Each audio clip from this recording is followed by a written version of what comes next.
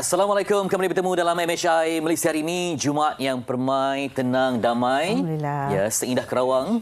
Oh, sempat lagi awak. Ya. Dan pastinya pagi ini anda bertemankan saya Hazrina Kasim dan juga Fetri Yahya untuk sama-sama membawakan pelbagai perkongsian yang insya-Allah memberi manfaat untuk kita semua. Dan pagi ini juga kami ingin memohon semua penonton MHI pagi ini untuk sama-sama kita terus mendoakan kesejahteraan dan juga keselamatan saudara kita di bumi Palestin. Ya, bila Rina sebut tentang mohon tu maksudnya ada rayuan hati yang dalam untuk semualah. Sebab ini bukannya isu tentang agama tapi yang paling penting kemanusiaan. Yeah. Sanggupkah anda melihat ibu-ibu yang sedang hamil yang berjuang tetapi mereka tak ada tempat untuk berlindung, ya? Hospital yang diranapkan, sekolah yang dirosakkan, anak kecil yang terbaring yang terburai tak sanggup untuk kita kenang. Jadi ambil masa untuk kita istighfar dan terus berdoa. Kerana doa adalah satu senjata untuk kita membela mereka yang tertindas di bumi Palestin. InsyaAllah. Dan pagi ini juga kami nak mulakan dengan perkabaran sedih di mana kita kehilangan seorang lagi bintang di pesada seni negara iaitu Badrul Izhan Yub Abdullah atau lebih dikenali sebagai Bad Indigo yang berusia 48 tahun meninggal dunia dipercayai mengalami hipoglikemia atau kekurangan gula dalam darah. Kami nak mengucapkan salam takziah kepada seluruh ahli keluarga. Allahyarham. Jadi insyaAllah anda boleh merujuk di pelbagai informasi di laman sosial yang menerangkan di mana akan dikebumikan dan maklumat yang lain. Baik. Yang seterusnya kita juga nak bawakan berkenaan dengan institusi yang di-Pertuan Agong Tiang Sri Nadi Keamanan Negara dan kabarnya juga pagi ini bakal berlangsung mesyuarat khas Majlis Raja-Raja jam 10 pagi nanti bagi memilih Yang di-Pertuan Agong ke-17. Mesyuarat ini akan menyaksikan pengundian oleh 9 Raja-Raja Melayu yang akan memilih Yang di-Pertuan Agong dan juga timbalan Yang di-Pertuan Agong yang baharu. Ya, dan Al-Sultan Abdullah akan tamatkan pemerintahan sebagai Yang di-Pertuan Agong pada 30 Januari. Jadi Majlis Raja zahir penghargaan kepada Al-Sultan Abdullah yang telah memberikan khidmat yang cukup indah buat rakyat, yang bijaksana serta mempesona. Itu yang diberitahulah, yang dikabarkan melalui istana. Semua ini akan memberikan inspirasi untuk kita mengetahui tentang bagaimana negara kita berevolusi dalam konteks sebegini. Ada ilmu yang dapat kita kutip bersama dalam usaha untuk kita jadi rakyat yang setia dan cakna kepada perkembangan negara. Kita beralih ke berita sukan. Ini kejayaan memenangi pingat. Okey, kita tengok balik. Okey. Ini Datuk Abdul Latif Romli memenangi pingat emas dalam Sukan Para Asia 2022 yang telah pun menjadi penawar duka. Maklumlah sebelum berlepas tu kabarnya beliau kehilangan keretanya dan ini adalah satu kemanisanlah berita, ya. Ya, jadi mampu terus bersinar di persada antarabangsa. Jadi kita ucapkan tahniah kepada semua. Ini antara rangkuman dapat kami berikan anda pagi ini, pelbagai informasi. Dan hari ini pun kita banyak sulaman emosi, sulaman ilmu di MHI. Antara lain sebab kita pun tahu bahawa dalam hidup ni kan kadang kita diuji, kadang-kadang terpisah dan sebagainya. Ada individu yang mencari adik-beradik yang terpisah. Dan pastinya kalau kita saksikan banyak perpisahan berakhir dengan air mata. Tetapi perpisahan yang kami nak kongsikan pagi ini berakhir dengan satu kemanisan apabila dapat dipertemukan kembali dua adik-beradik ini. Kita saksikan. Hasil doa anda saksikan.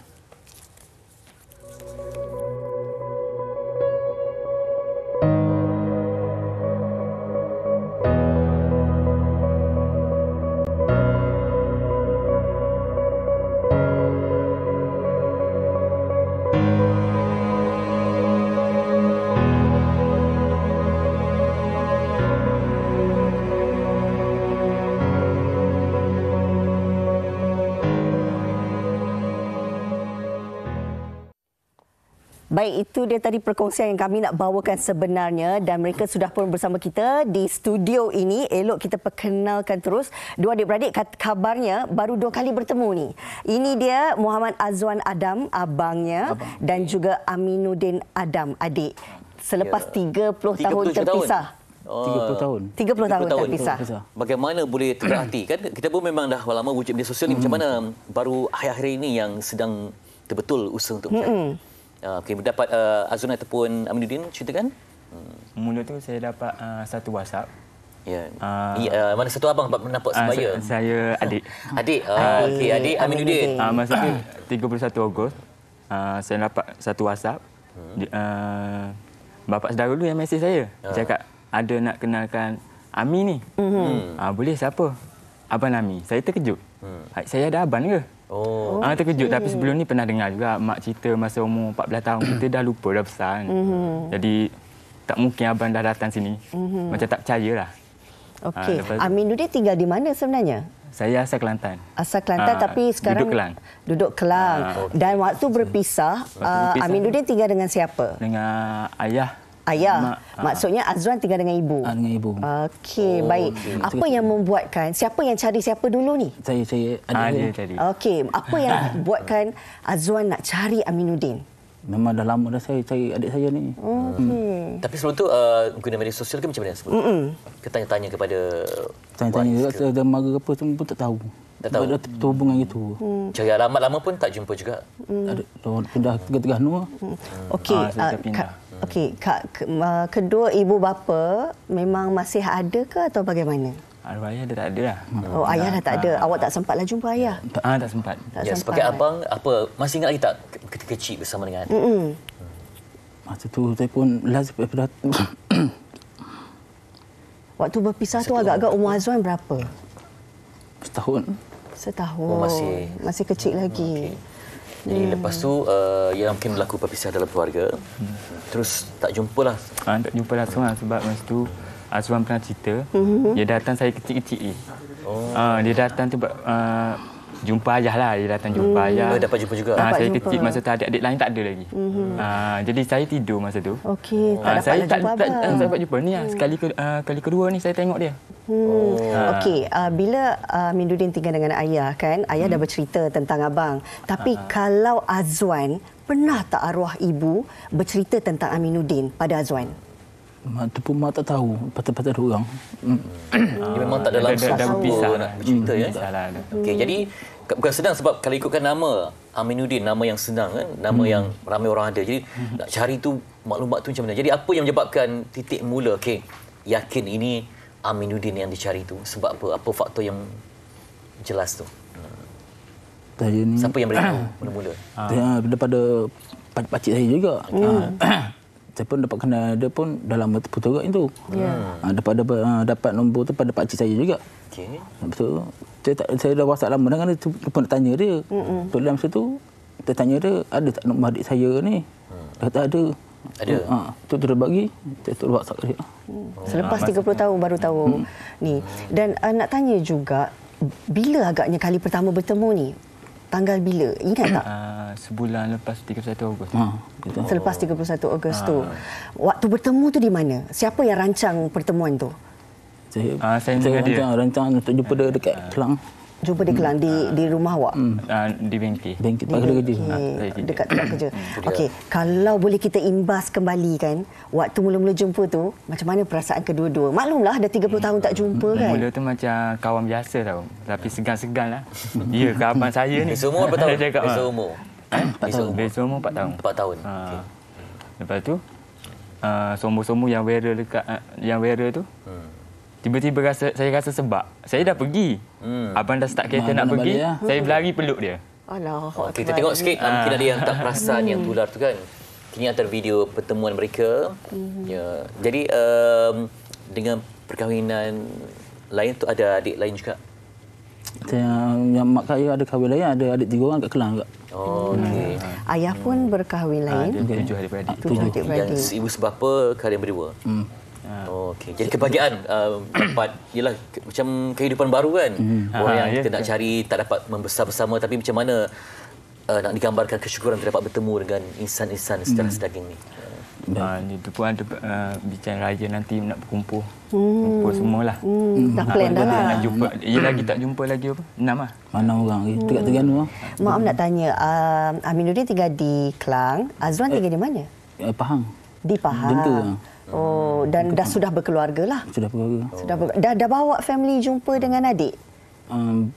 Belum lagi, saya bawa pun bini saya je lah, anak saya je. Itulah nanti insyaAllah nanti ada rezeki Ramadan Raya setahun ni akan berbeza lah ya. Ada beza lah tahun ni. Raya. InsyaAllah. Jadi macam mana kita walaupun tak dapat membesar di depan mata tapi dah berjumpa tu satu rahmat kan? Betul. Abang panggil apa kat dia? Abang Long ke apa? Saya panggil Abang Long. Abang Long. Abang Long cerita sikit kebahagiaan dapat jumpa adik. Dulu jumpa masa dia bayi lagi kan? Dalam masa tempoh kecil, singkat yang jumpa balik ni macam mana? Jumpa dia pun sekejap je dulu. Dia pergi jumpa ayah tu tengok anak dia tidur kan. Itulah saya jumpa dia. Masa tu umur berapa? Mudanya 10 tahun kot. 10 tahun.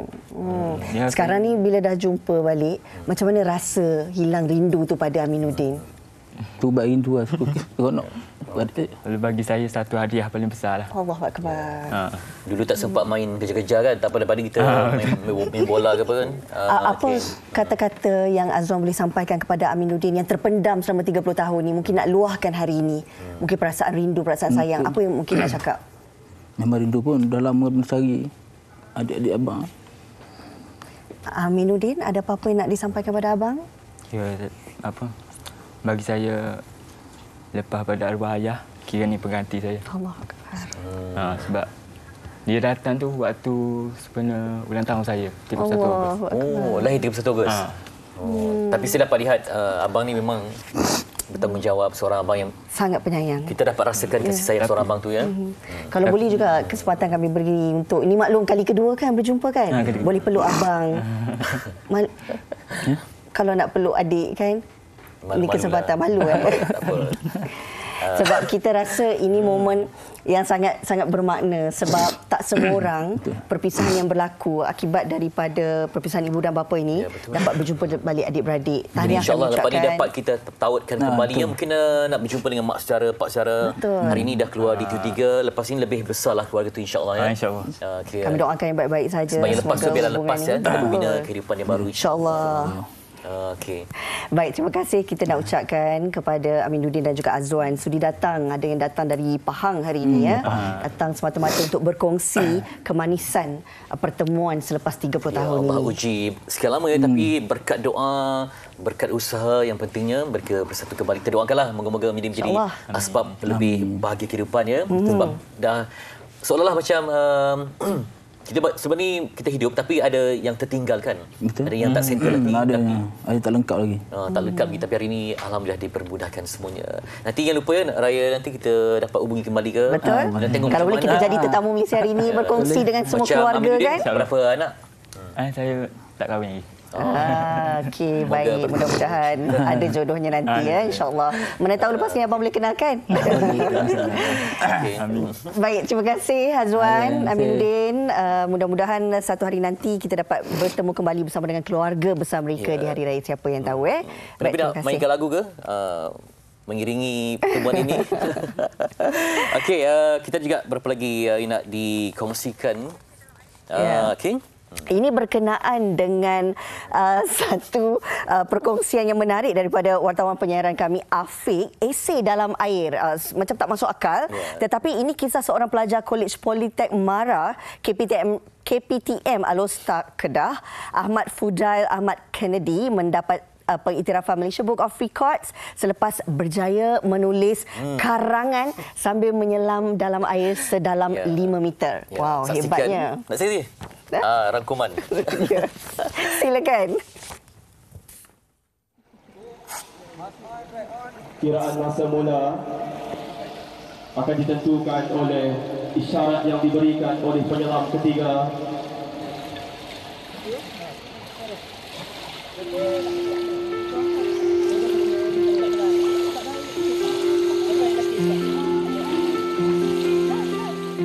Seorang pelajar Kolej Politek Mara, KPTM Alostar, mencipta sejarah apabila menulis esei pada kedalaman 5 meter, seterusnya menerima pengiktirafan daripada Malaysia Book of Records.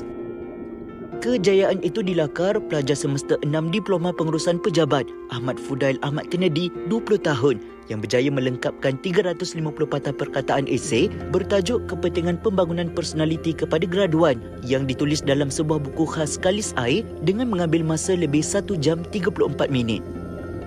Menurut Ahmad Fudail, idea melakukan selaman sambil menulis esei itu tercetus apabila dia berhasrat mengharumkan nama kolej tersebut. Dia bersyukur diberikan kekuatan oleh Allah untuk melaksanakan selaman sambil menulis karangan.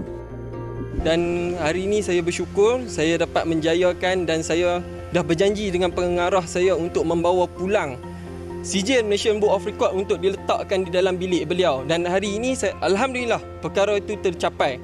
Dan juga dengan latihan-latihan yang telah saya lalui dan hari ini saya telah buktikan dengan 1 jam 34 minit.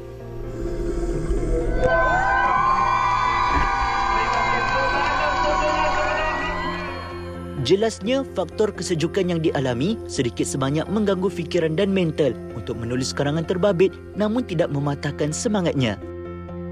Masa hendak menulis tu, alhamdulillah pada 20 minit yang pertama, saya tidak berdepan dengan sebarang masalah lah. Dan apabila cecah saja 35 minit, tak silap saya tadi, cecah saja jam menunjuk, Divecom saya menunjukkan 35 minit, saya dah mula kesejukan yang ketara lah. Dan saya cuba bertahan juga. Pada time tu saya di perenggan yang ketiga, tak silap. Perenggan yang ketiga, berbaki lagi 4 perenggan. Ahmad Fodal bercadang untuk mencipta rekod dunia lagi selepas ini dengan menulis karangan di lautan. Menurut pengarah projek, merangka pensyarah pengurusan pejabat Jamilatul Husna Ramli, idea mencipta rekod ini dicetuskan sendiri Ahmad Fodal sebelum cadangan dibawa kepada pengarah KPTM Alusta untuk merealisasikan hasratnya itu. Bagi mendapat pengiktirafan, Ahmad Fodal sebagai penyelam utama terlebih dahulu diberikan tajuk karangan yang dicabut secara rawak. Dalam Diploma in Office Management, kami ada satu subjek pembangunan personality ataupun personality development. So personality development tu adalah salah satu subjek dalam program pengurusan pejabat lah. So kami bagi beberapa idea, bagi beberapa jenis tajuk lagi untuk Fodal dia ready dengan points, okay? Kemudian dia ready dan turun untuk cuba menulis lah. Menurut pengarah KPTM Alusta, kejayaan Ahmad Fodal ini membuktikan semangat seseorang itu penting untuk berjaya dalam apa jua bidang yang diceburi. Kejayaan beliau membuktikan bahawa semangat seseorang itu penting untuk berjaya dalam apa-apa bidang yang diceburi. Kejayaan ini semestinya dapat memberi inspirasi kepada anak muda lain, terutamanya mereka yang minat dalam aktiviti menyelam.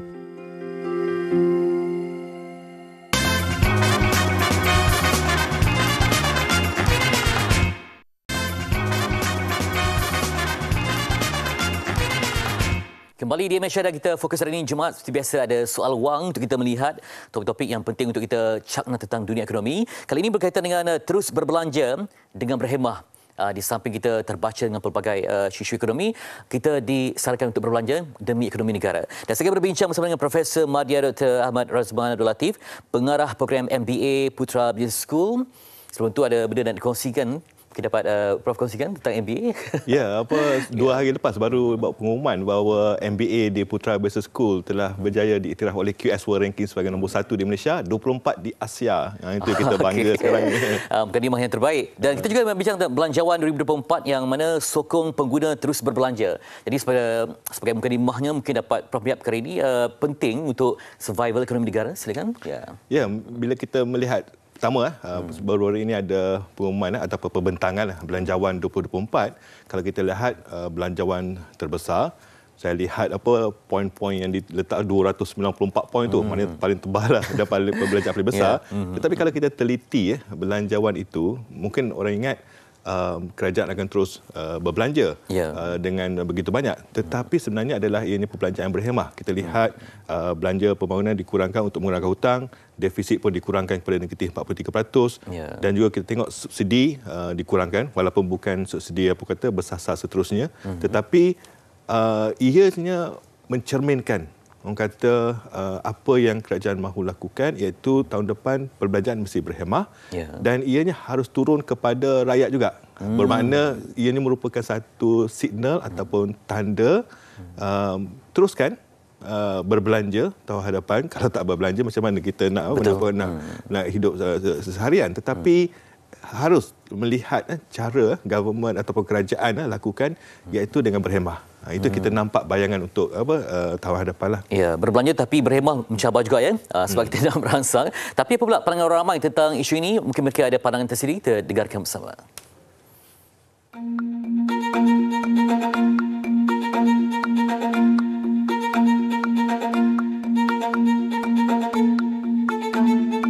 Nak kata kaki shopping, kaki belanja tu tak. Sebab kita orang kalau shopping pun mostly sekarang keperluan anak. Tidak, saya tidak sangat. Kalau anda kata benda tu keperluan untuk shopping, ya betul. Perempuan kan, so ya saya kaki shopping juga, tapi depends on keadaan financial lah masa tu. Dia bergantung pada apa yang saya nak belilah. Kalau benda tu macam menarik dan saya betul-betul nak beli, memang akan habis banyak duit lah kat shopping itu.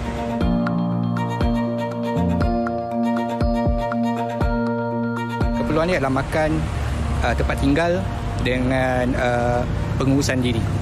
Ada setengah-setengah orang, keperluan dia boleh jadi kendak. Kendak dia juga boleh jadi keperluan. Sebenarnya dia bergantung pada individu tersebut lah.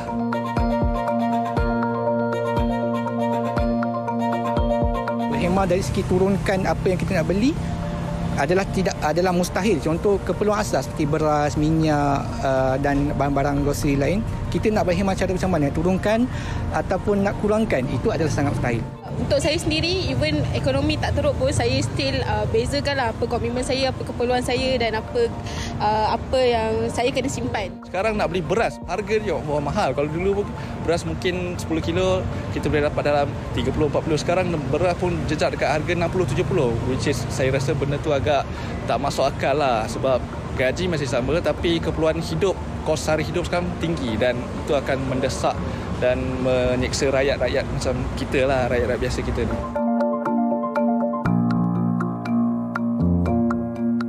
Itu dia pandangan, ada yang cakna, ada yang buat perancangan. Baik, kita nak bertanya pada Profesor berkaitan dengan belanjawan ini. Kita melihat bahawa dari segi sumbangan tunai rahmah yang penting untuk kita membantu golongan khas seperti B40 ditambah sehingga 25% kepada 10 bilion. Jadi itu satu peruntukan yang sesa besar. Bagaimana ini juga akan mampu untuk merangsang mereka untuk bertahan dan juga pada masa sama berbelanja untuk ekonomi keluarga. Ya, betul. Kalau kita lihat dalam belanjawan 24 ini ada sedikit orang kata pola perubahan dari bentuk pemberian subsidi dan juga pemberian tunai, sumbangan tunai rahmah. Kita lihat pertamanya subsidi kerajaan mensasarkan untuk berterusan mengurang, tetapi masih lagi ada beberapa barangan keperluan asas seperti minyak masak paket, beras pertempatan, Prawn 95 petroleum yang masih lagi orang kata ditawarkan pada harga subsidi, harga kawalan. Pada masa yang sama kita lihat sumbangan tunai rahmah dipertingkatkan yang akan memberi manfaat kepada lebih 60% orang dewasa di Malaysia. Jadi kita nampak walaupun sumbangan tunai rahmah dinaikkan tetapi barangan harga tidak dinaikkan. Jadi ada banyak ruang untuk masyarakat ataupun pengguna membeli yang barangan ini masih lagi pada harga rendah dan boleh meningkat orang kata pendapatan lebih guna di situ. Di situ tetapi untuk barang-barangan keperluan asas. Kalau beli Fitri lepas ni nak beli jam berjenama tu kena ada cukai atas nilai barangan tinggi. Dan juga kalau kita gunakan elektrik melebihi tahap tertentu, dia akan dikenakan orang kata lebih tinggilah daripada kadar. Jadi kalau yang setakat barang asas tak ada masalah. Ya, juga berkaitan dengan tadi sebutkan tentang golongan yang berbelanja, dari segi insentif kepada peniaga.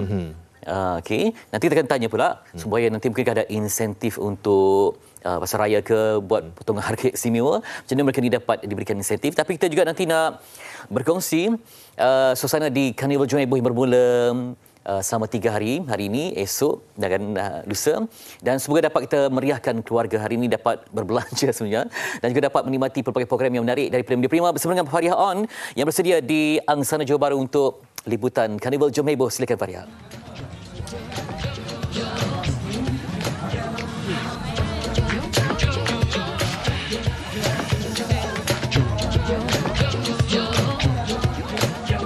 Baik, terima kasih Fetri di Sri Pentas. Apa pun, Assalamualaikum, selamat pagi diucapkan buat semua penonton Malaysia hari ini. Kami berlintas langsung di Karnival Jom Heboh Angsana Johor Bahru Mall. Lokasi keempat Karnival Jom Heboh untuk tahun ini. Sikit saya nak kongsikan bersama dengan kalian buat rakyat Johor yang ingin dan akan bersama dengan kami untuk hari pertama ini. Sampai saja di tapak Karnival, jangan lupa cari kaunter pendaftaran Jom Heboh ni. Sebab apa? Kita nak bagi banyak sangat hadiah secara percuma. Secara percuma di belakang ni dengan mudah sahaja. Apa yang anda perlu lakukan, datang ke kaunter pendaftaran, imbas QR code yang tertera. Bila dah imbas, tunjuk kepada mereka dan inilah antara hadiah-hadiah percuma yang akan dibawa pulang. Dan melalui ini juga anda boleh mendapat hadiah cabutan bertuah. Menarik ya, hadiah cabutan bertuah. Ada apa? Ada iPad dan juga telefon bimbit. Okey, kalau di sini selain daripada hadiah percuma, ada juga aktiviti di sebelah sana. Ya, kita boleh bawa anak-anak kerana ada aktiviti penjagaan gigi secara sempurna. Ada rumah Omar dan juga Hana. Baik, saya nak bawa kalian juga di samping kita berhibur seisi keluarga, jangan dilupakan mereka yang terkesan dengan konflik di Palestin. Kerana kita ada tabung kemanusiaan Palestin Media Prima yang telah pun diaktifkan semula susulan daripada konflik di Palestin ini. Baik, dan apa lagi aktiviti yang menarik? Banyak sangat kerana difahamkan di Karnival Jom Heboh Johor Bahru terdapat lebih 200 gerai yang ada di sini. Jadi jangan lupa bawa anak-anak, bawa keluarga untuk bersama dengan kami. Petri di Seri Pentas, ada pantun untuk anda. Okey, terbang riang merpati sejoli, hinggap di dahan pohon gaharu. Karnival Jom Heboh kini kembali erat muafakat di Johor Bahru. Baik, terima kasih bersama kami di sini, kru-kru yang bertugas lintas langsung Karnival Jom Heboh di Johor Bahru. Kita bawa juga perkembangan semasa dengan rakan-rakan yang lain. Silakan Seri Pentas. Itu dia puncak gunung, puncak kencana, pohon meranti condongnya ke hulu. Bila terpandang Faria di sana, dalam hati terkenang selalu. Tapi tak dapat untuk bersama. Kita akan terus nanti di Jom Heboh kita jumpa esok lusa dengan Rena. Baik, kita nak sambung perbincangan tentang bagaimana berbelanja. Jadi mungkin dapat Dr. terangkan, kita juga nak menggalakkan, katakanlah hujung tahun kan ada karnival jualan hujung tahun, promosi istimewa, tapi dari segi peniaga macam mana mereka dapat insentif supaya mereka juga dapat menawarkan diskaun yang menarik kepada golongan sasaran dan dapat rancakkan lagi perniagaan tu. Ya, kalau kita lihat apa yang telah dilaksanakan oleh kerajaan tahun ini melalui payung rahmah dan akan diteruskan juga tahun depan dengan peruntukan yang lebih besar. Ini kita lihat sebenarnya bukan sahaja untuk membantu masyarakat, bukan sahaja di bandar, malahan di luar bandar untuk mendapatkan barangan asas dengan harga lebih murah sehingga diskaun 30%, tetapi ini juga adalah insentif kepada peniaga itu sendiri. Kerana apabila sesiapalah membeli kan, kadang-kadang bila kita pergi kedai, kita pergi restoran, kalau ada menu rahmah RM5, kita kadang-kadang kita tak beli itu saja, kita beli yang lain. Itu sebenarnya akan mampu meningkatkan pendapatan peniaga itu sendiri. Kita galakkan individu isi rumah untuk membeli barangan yang ditawarkan dengan harga yang diskaun supaya mereka tidak terbeban. Tapi pada masa yang sama, kalau ada pendapatan tambahan, kalau ada extra money kat situ, kita boleh juga beli barang-barang lain yang ada disediakan oleh peniaga itu. Itu dia. Dan juga pemantauan ataupun pemerhatian Dr. sendiri, adakah berpuas hati dengan tahap literasi kewangan rakyat Malaysia? Ya, kalau kita berbelanja, sebelum kita buat apa sekalipun, pasti ada perancangan untuk itu dan ini, terutama mereka yang baru membina keluarga, yang baru mungkin menambah keluarga, pastinya perlu lebih cakna anak yang nak masuk sekolah, transisi dalam kehidupan ni macam mana supaya ilmu kewangan ni penting dalam apa je situasi sekalipun. Kita tidak nafikan literasi kewangan itu masih lagi perlu dipertingkatkan, bukan kerana kita ni tidak kita berhenti belajar tentang kewangan, tetapi sebenarnya di zaman teknologi ini pengetahuan kewangan itu semakin penting kerana sebagai macam suatu fintech, ada Macau scam, pelbagai jenis cabaran yang mana kalau kita tahu pasal kewangan 5 tahun lepas tak sama dengan sekarang. Macam-macam yang kita terima melalui media platform ataupun daripada kawan, sahabat, keluarga yang kata guna duit untuk ni, beli ini. Sekarang ni yang paling terkesan buy now pay later, sebab dia tak melalui bank, dia melalui peniaga atas talian yang kata tak bayar sekarang, tapi dia ada perangkap di situ. Kalau tak bayar, kena bayar kadar faedah yang tinggi. Oleh itu saya memang melihat literasi kewangan itu amat penting. Kita jangan berhenti belajar, tak tahu tanya, tak pasti jangan kongsi. Ya, mungkin ada pihak yang dia nak bertambah keluarga mungkin tapi gajinya statik. Macam mana? Adakah mungkin keperluan untuk refinance perumahan ke kereta ke? Jadi macam mana dengan itu? Keperluan juga untuk mereka melihat kembali perbelanjaan. Sekarang kita belanja je tapi tak melihat analisis masuk keluar itu sebab kita bukan syarikat, tapi dalam rumah tu macam mana untuk melihat aliran keluar perbelanjaan tu. Strategi menguruskan kewangan ini bukan sahaja kita berjimat dalam berbelanja, tetapi kita harus cuba juga mencari jalan untuk meningkatkan pendapatan. Dalam Belanjawan 24 juga ada kerajaan sebut tentang dasar gaji progresif yang mana pekerja mendapat peluang untuk menaikkan gaji mereka jika mereka meningkatkan kemahiran dan juga meningkatkan produktiviti syarikat. Itu peluang untuk meningkatkan gaji. Pada masa yang sama juga kita kena lihatlah situasi sekarang ini yang mana kerajaan banyak menyediakan pelbagai insentif bukan sahaja kepada peniaga, petani, pesawah, pekerja swasta dan sebagainya untuk menceburi mana-mana bidang yang sesuai dengan skill ataupun kemahiran mereka dan juga pengetahuan. Yang penting kita kena lihat segala ataupun bacalah segala inisiatif yang akan diumumkan dan ambil peluang. Jangan tunggu untuk orang datang bagi kat kita, tapi kita cari peluang tu. Kita pun kena cari peluang juga dan itu melalui pemahaman kewangan yang lebih meluaslah. Ya. Dan itulah kita dah nak masuk 2024, pastinya ada pelbagai tawaran yang menarik kan. Semua orang dia macam teringin untuk upgrade lifestyle. Yang pada bersama terjerat akan menambah hutang.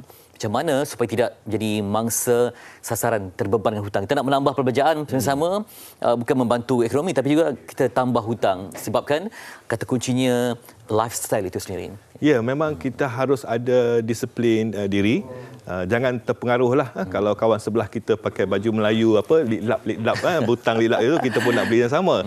Disiplin diri itu penting iaitu kita tahu apakah sebenarnya perbelanjaan kita setiap bulan, kita rekodkan dan kita tengok apa yang kita boleh jimatkan. Kadang-kadang kita harus beri ganjaran kalau kita kepada diri kita kalau kita dapat berjaya mencapai sasaran berbelanja tidak melebihi satu jumlah tertentu ataupun berjaya mendapat pendapatan tambahan dan ini yang kita boleh gunakan untuk merancang supaya kita tidak terperangkap dengan situasi yang mana satu ketika tu kita terpaksa mencari duit yang lebih banyak. Tetapi dalam Belanjawan 24 dia disebut tentang account flexible KDSP.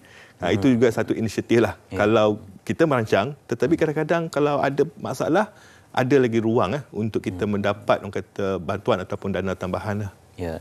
Dan saya kira keperluan untuk mungkin sebelum ni ada suami saja bekerja, isteri tak kerja tapi mungkin keduanya terpaksa bekerja demi menambah ekonomi keluarga ataupun bapa yang berkorban ada buat dua kerja satu masa. Jadi macam mana mungkin melihat ini bukan lagi fenomena tapi kadang orang rasa ini satu keperluan untuk mereka survive dalam terutama di kawasan bandar. Mungkin ada kategori yang miskin bandar walaupun 2,500 tapi masih dikira sebagai miskin tu.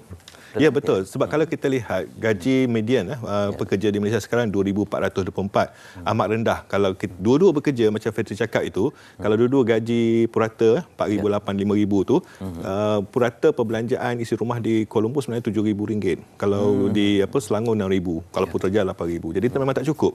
Oleh sebab itu kerajaan pun sedang cuba untuk meningkatkan gaji purata itu kepada lebih daripada 4,000 dan juga pada masa yang sama memastikan banyak lagi orang kata infrastruktur yang memudahkan lagi kita tak semesti kena duduk kat bandar untuk bekerja. Kalau sektor pengangkutan awam cukup bagus, kita dapat duduk di rumah yang selesa tetapi sedikit di luar bandar tapi dapat kerja di bandar pun mungkin akan membantu dari segi kos isi rumah setiap bulan. Itu dia. Itulah mungkin cabarannya kena hijrah juga ya.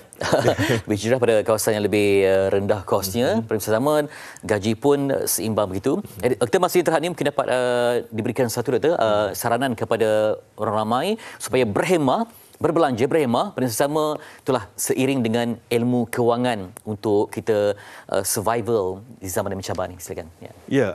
Di dalam zaman yang mencabar terutama tahun hadapan kita masih lagi melihat ketidaktentuan dari segi geopolitik dan juga ekonomi global.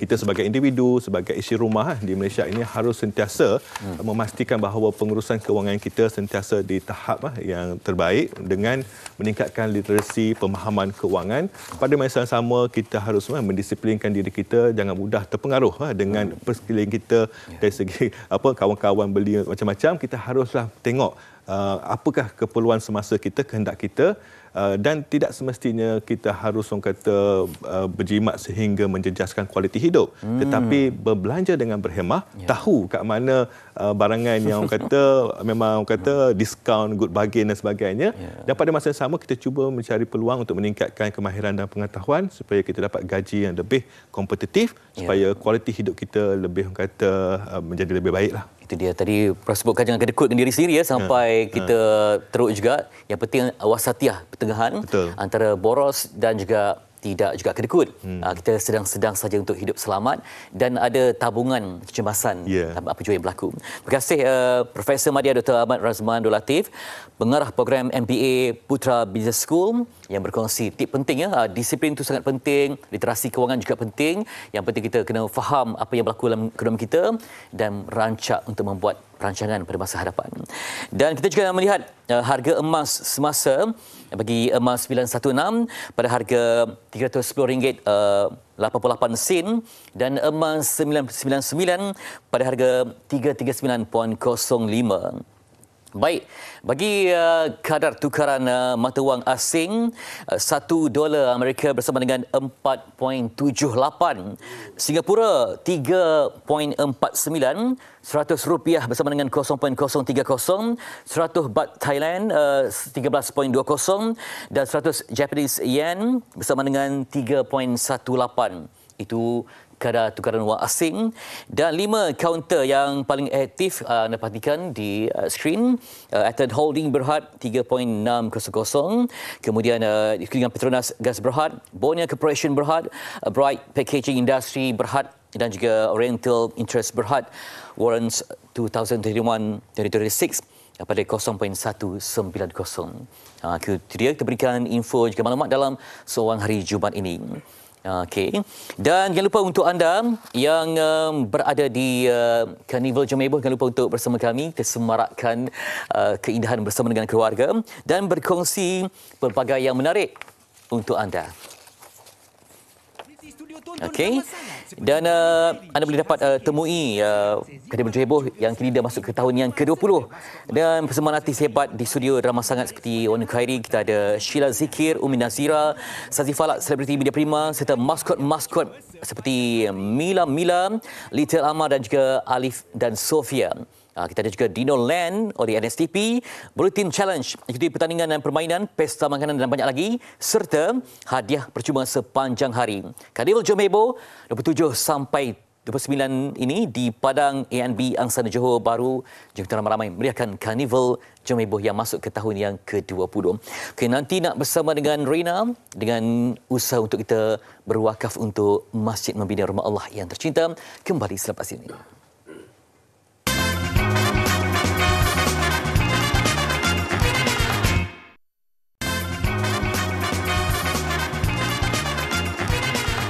Baik, pagi ini kami juga nak ajak anda beramai-ramai untuk sama-sama kita berinfak dan berwakaf. Hari ini kita nak kongsikan berkenaan dengan pembinaan Masjid Kota Warisan Sepang Selangor. Ini dia saya nak perkenalkan tetamu istimewa kita pada hari ini. Bersama kita Datuk Haji Muhammad Nordin Muhammad, Bendahari Jawatankuasa Pembinaan Masjid Kota Warisan Sepang Selangor, juga ditemani Ustaz Abdul Muhaimin Datuk Syekh, AJK Promosi Jawatankuasa Pembinaan Masjid Kota Warisan Sepang Selangor. Assalamualaikum dan selamat datang kedua-duanya. Assalamualaikum. Baik, kalau boleh kita nak mulakan dengan Datuk terlebih dahulu. Kalau Datuk kongsikan serba sedikit kepada penonton Indonesia pagi ini berkenaan dengan status terkini pelaksanaan projek pembangunan Masjid Kota Warisan Sepang Selangor. Silakan Datuk. Terima kasih Rina, terima kasih Masjid TV3 kerana menyemput kami. Assalamualaikum warahmatullahi taala wabarakatuh kepada penonton MCI TV3 yang saya hormati sekalian. Lokasi Masjid Kota Warisan ini terletak di Bandar Sanswera City, iaitu di Kota Warisan Sepang Selangor, berdekatan dengan Universiti Ximen, Universiti China, dan laluan utama daripada KLIA ke Putrajaya. Jadi keluasan tanah sebanyak 3.03 ekar. Jadi konsep yang kita akan laksanakan ini adalah konsep Hablum minallah, Hablum minan nas dan Hablum minal alam. Jadi kapasiti jamaah seramai 3,000 orang.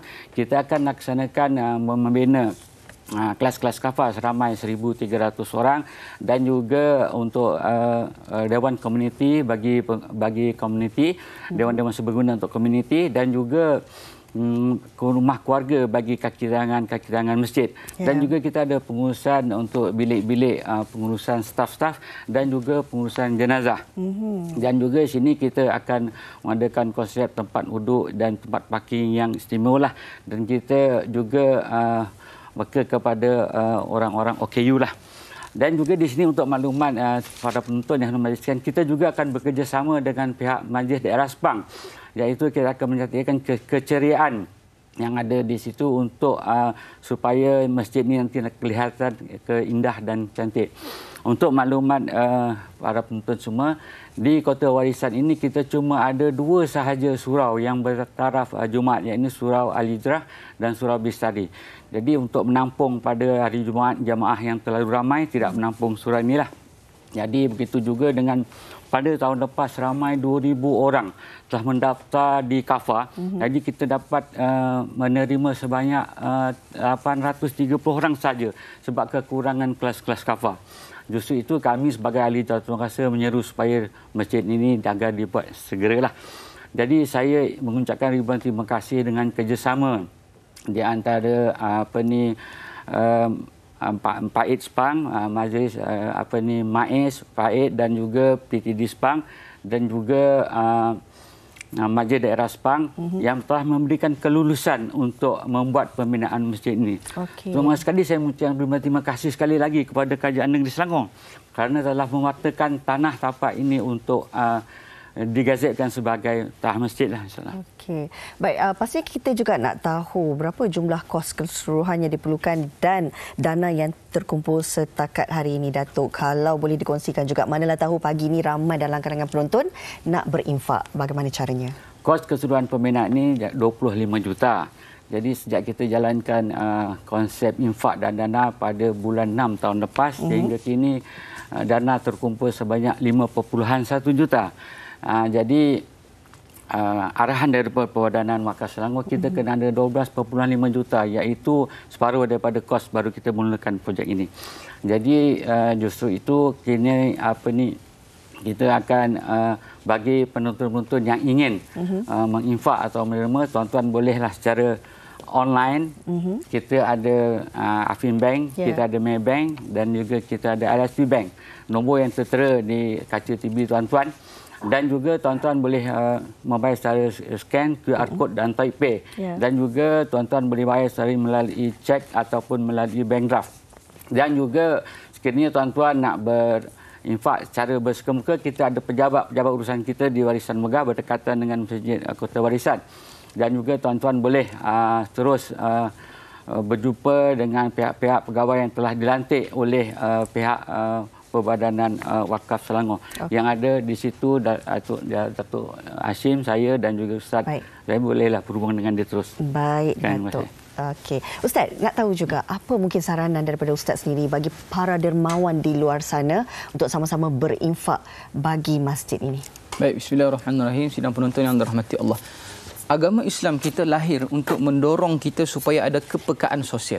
Agama Islam juga mendidik kita agar mementingkan ibadah sosial yang berorientasikan manfaat kepada umat sejagat seperti amalan bersedekah untuk pembinaan Masjid Kota Warisan ini. Kerana setiap daripada orang berpotensi untuk melakukan kebaikan melalui amalan bersedekah. Allah Subhanahu Wa Taala berfirman, "Alladzina yunfiquna amwalahum bil-laili wan-nahar sirran wa 'alaniyah falahum ajruhum 'inda rabbihim wala khaufun 'alaihim wala hum yahzanun."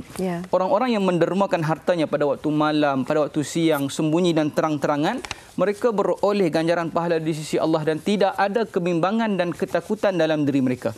Dr. Wahbah Zuhaili menjelaskan dalam tafsirnya, Allah SWT menjelaskan tentang pahala orang-orang yang berinfak dalam keadaan siang, malam, sembunyi, terang-terangan atau dalam keadaan dia memerlukan ataupun tidak. Mereka ini mendapat pahala yang sempurna di sisi Allah. Wala khaufun, dan mereka tidak akan takut ketika menghadapi kedahsyatan pada hari kiamat. Maknanya dia ahli syurga. Mana mungkin ahli neraka gembira melangkah ke hari akhirat. Walahum yahzanun, dan tidak pula mereka bersedih dan khawatir terhadap anak-anak mereka setelah mereka meninggal dunia sebab mereka suka nak jumpa dengan Allah dan Allah Ta'ala suka nak jumpa dengan mereka. Man ahabba liqa Allah, ahabba Allahu liqa'ah. Kenapa dia suka? Kerana dia telah menjumpai apa yang jauh lebih baik di akhirat sana berbanding kehidupan dan keindahan yang ada di akhirat melalui amalan bersedekah. Dan ini bertepatan dengan sabda Nabi SAW yang mengatakan wasadaqah tudfi'ul khati'ah kama yudfi'ul ma'un nar. Bersedekah itu memadam dan menghapuskan dosa seperti mana air memadamkan api. Maka kenapa tidak kita menjadikan sedekah sebagai gaya hidup dalam kehidupan kita, insya-Allah. Insya-Allah. Mudah-mudahan hari ini ramai dalam kalangan kita yang mengambil peluang untuk bersedekah pagi ini. Kita nak ucapkan terima kasih kepada Datuk Haji Muhammad Nordin Muhammad, Bendahari Jawatankuasa Pembinaan Masjid Kota Warisan Sepang Selangor. Juga bersama kita Ustaz Abdul Muhaimin Datuk Syekh Roslan AJK Promosi Jawatankuasa Pembinaan Masjid Kota Warisan Sepang Selangor berkongsi dengan kita sesuatu yang bermanfaat untuk semua. Terima kasih sekali lagi. Kita nak berehat seketika, kembali lagi bersama kami di MHI selepas ini.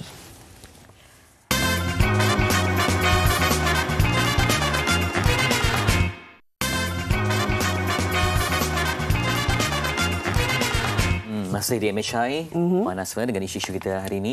Iya. Tapi sebelum itu, kita nak kongsikanlah sedikit tentang ramalan cuaca hari ini. Kalau kita lihat di Kuala Lumpur, Kuching, Kota Kinabalu, Labuan, Kangar dan Petaling Jaya, alhamdulillah cuacanya baik-baik saja sehingga jam 11.20 pagi ini.